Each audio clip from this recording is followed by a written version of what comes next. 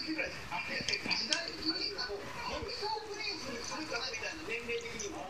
周りも気が付いたら国際プレイみたいになって、いろいろ見たら、お二人のポジションがすごいこう、シュッと抜けるないハイレグのシュッと。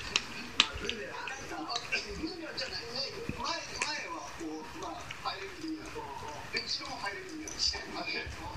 横は全くない。横がパッと絞られてる。僕はみんなその印象なんですよ。聞こえてましたよね。横で横でびっくりしてました。びっくりし